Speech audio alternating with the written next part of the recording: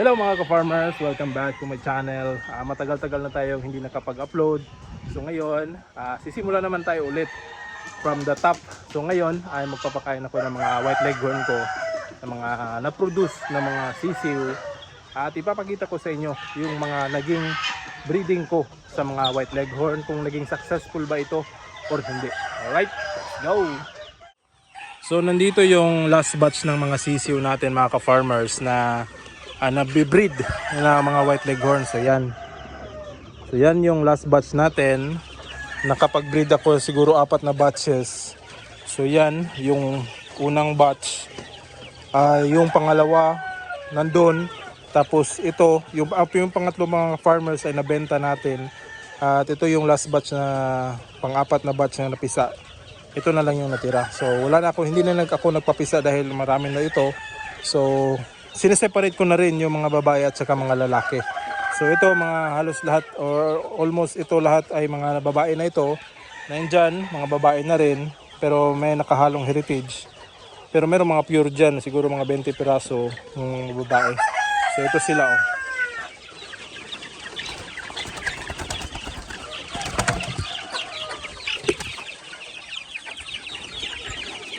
So yan yung mga na-produce natin na mga white leghorn sa ating mga breeders na 13 na mga inahin. So ito yung rason kung hindi tayo nagbebenta ng fertile eggs dahil nagpapisa tayo. So yan sila. So yung mga lalaki nito ay sineseparate ko na. So, siguro merong lalaki dito na isa na lang yata. Yan o. So magpapakain tayo ngayon. Ito yung kinakain nila, yung feeds. Integra 2000 tsaka plain tubig yung binibigay natin sa kanila. Alright. So maraming sisi dito. Diyan, puno yan. Nandun. Yun, nandun yung mga lalaking rooster. Pati dyan, yung dalawang brooder na sa likuran nito. Nandun yung mga sisiw natin. Yung kulungan natin dyan puno rin dahil nung nakaraang bagyo, linagyan ko na yan ng mga manok dyan para hindi mabasa ng ulan. Alright, itong kabila rin meron din dito ang mga heritage breed. So yan o.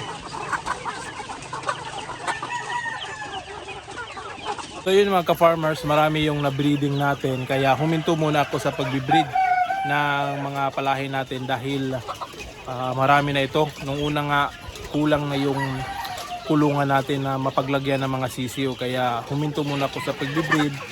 At yung mga marami kasing lalaki na na-produce din natin, yung iba nabenta ko na per kilo, yung iba kinatay. So meron pang natirang kailan-ilan dyan.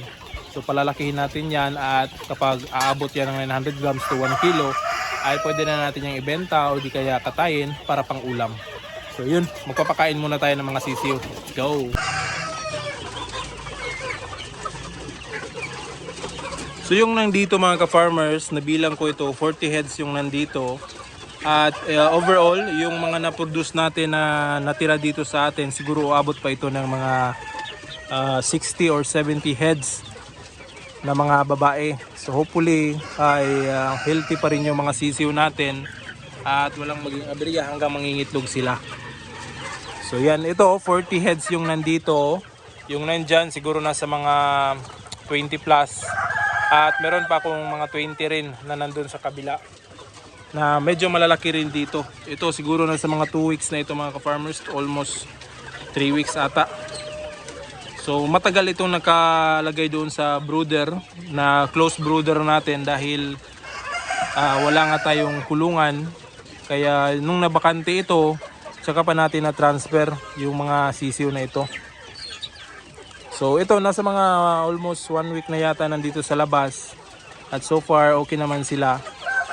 So hopefully ay lalaki itong ating mga leghorns at yung iba nating palahi ng healthy pa rin hanggang mangitlog sila. So wala tayong vitamins na binibigay dito mga ka-farmers, plain tubig lang yan. At saka kapag masama yung panahon, nagbibigay tayo ng mga antibacterial sa kanila, antibiotic para naman prevention na rin. So kapag maganda naman yung panahon, wala ang tubig lang yung binibigay natin sa kanila. Alright. Ito yung papakainan natin ng ating mga alagang manok mga ka-farmers, at kapag nilalagay natin ito doon sa loob ay kung hindi natin makukuha agad, ayan, madumi at maraming ipot. So yan, kailangan nating linisin bago natin lagyan ng patuka. So ang gagawin ko dito, kung mano-mano tayong huhugas nito mga ka-farmers, medyo may katagalan. So ang naging solusyon ko ay para mas mabilis tayo, dahil ito, yung feeder ko na ganito, siguro abot ito ng 20 piraso dahil madami din tayong pinapakain na nandun. So 20 piraso na ganito. So kung magmano-mano tayo, matagal tayong matapos. So ang ideya ko mga ka-farmers ay ito. So meron tayong tubig dyan, ito yung pressure washer. Ito ay ginagamit ko rin sa babuyan. So sa ngayon merong baboy dyan na 5. Ito ay ginagamit ko rin dito. So spray lang natin dahil malakas naman ito. Sigurong tanggal yung mga dumi dyan mga ka-farmers. Alright, so tingnan natin.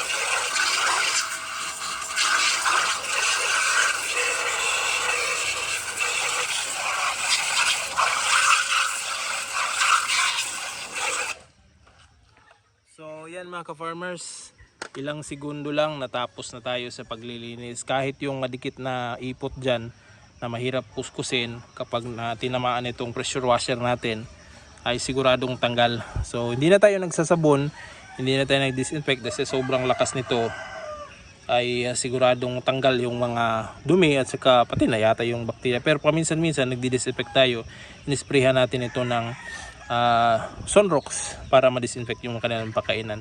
So kung ito lang ordinaryo na araw, yan yung ginagawa natin. Alright, so pagkatapos nito ay lalagyan na natin itong patuka. Alright, alam ko na sinasabi sa inyo mga ka-farmers na kailangan yung bumili ng pressure washer. Pero kung meron naman kayong mabibilhan o makabili kayo, pwede naman, mas okay yun. Pero kung wala naman, hindi naman kailangan bumili talaga para ilinis lang ng ganito. So yung sa akin, sadyang bumili lang talaga ako dahil marami akong paggagamitan. Ginagamit ko pang washing ng motor, tapos sa babuyan. At ito, ginagamit ko na rin sa pag-washing ng patukaan ng mga manok para mas mabilis. Alright, yun lamang sa video na ito mga ka-farmers. Sana nag-enjoy kayo sa ating video at sana palagi kayo nakasuporta. At kung meron naman kayong mga katanungan, pwede nyo i-comment sa ilalim at ating sasagutin yan. So hanggang sa muli mga ka-farmers, see you in my next vlog at happy farming! Woo!